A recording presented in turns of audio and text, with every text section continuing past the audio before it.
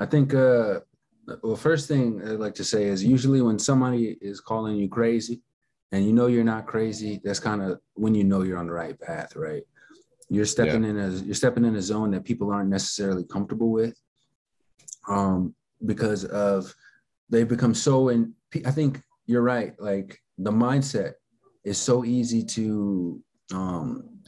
I like to say it accumulates or it accretes, which is a process of basically having the same thing over and over again. You'll Mm-hmm. notice that that's how planets form. That's how seashells form.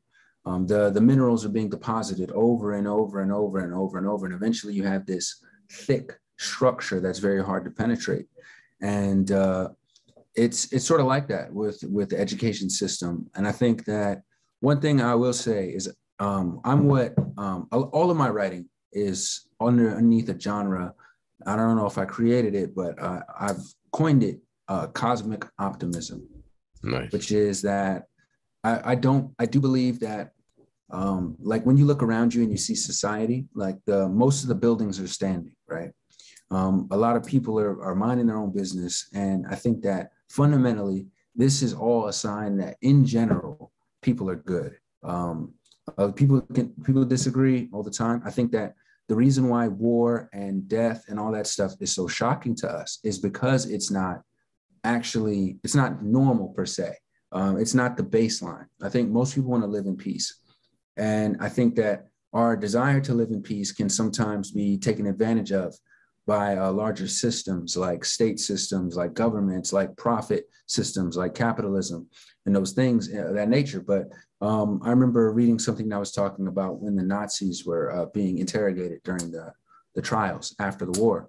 And none of them were evil men per se. They were all people who felt like they were just doing their job, that they were listening to the people above them, that they couldn't really say no. They were under the pressures of the organization they were in.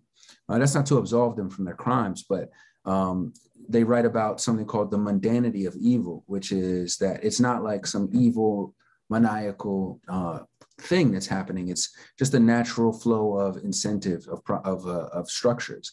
And when people get caught up in that, I think it's a lot of necessity. It's a lot of old habits. It's a lot of, you talk to these guys, especially in agriculture and stuff. There was a huge thing a few years ago because, I'm a vegan. I've been a vegan since 2015, and it wasn't normal back then. It's definitely opened up a lot of doors. The world has changed greatly. Its perspective towards that kind of thing. But early on, and maybe even still to this day, a lot of the old guard, they're reluctant to change because that's not what they know. To them, it's some kind of excuse my French. It's a bastardization. Say what you want. That's why it's a show. Roger that. It's a bastardization of what they know. And so for them, when after some time, you begin to identify yourself with your experiences, and it becomes an attack on your personality. It feels like, oh, like what do you mean like eating meat is wrong? Like I've eaten meat my entire life. My family eats meat. And it's not necessarily about the moral, ethical, the nutritional or anything like that. It's just it's become a part of us. So I've experienced similar things because I've had friends and stuff who want to introduce alternative education to their children, grounding, meditation, etc. And early on, they were getting pushback from professionals, from other people, because it wasn't studied in the traditional sense. You know what I mean? Like the schools are the way they are because they're, the establishment says that this is how it's supposed to be. And that's how I grew up. I grew up in that system. So I'm going to put my kids in that system. And anyone who does otherwise is almost like saying that the way that I grew up was wrong. And a lot of people don't like to admit that. But I think that like the proof in the pudding, the kind of the nail in the coffin to me is when I meet people like you, who are out there and want to do this, regardless of how difficult it may seem, how far away it may seem.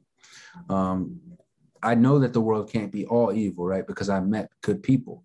And a lot of the people I meet have some, if when you get down to it, you talk to them, they have some greater ambition. And I don't know if that's just because, like attracts like, but I see so much hope and so much desire for better and willingness to work towards it that I can't help but be optimistic. I think that that's just the best way to go about. If I want to participate, if I want to play, and I want to keep it, I guess, keep my spirits up, then I have to believe that there is good, that things are arching upwards. And that's why I aim so high, when I say things like Astro Botany and orbital gardening. Like, these things are hopeful dreams, that we should be setting our eyes on the horizon, that we should be fixing the problems that we have. Because the only way that we're going to get something like this is if we work together. We have to be, I always say, in all of the future space movies that you see, Earth is united as one. We're all on the same page. Right. Everyone is still distinct, and we still have our culture, but we are at that point in time in this utopia, and we're all working together, to reach the far ends of space. And we still have problems. And that's one thing I like. And I always point out to people is every utopia that we build, even in fantasy, there's always problems still, because that's not the point. Like, the point is not to eliminate problems, right? It's to just seek higher problems to end up in a place where we're fighting for something greater than what we're fighting for now. We shouldn't be fighting over land and property and stuff like that. We should be fighting for, how can we feed everybody? How can we create beautiful testaments to our ability to create? Like, how can we live out our philosophy, our ideals?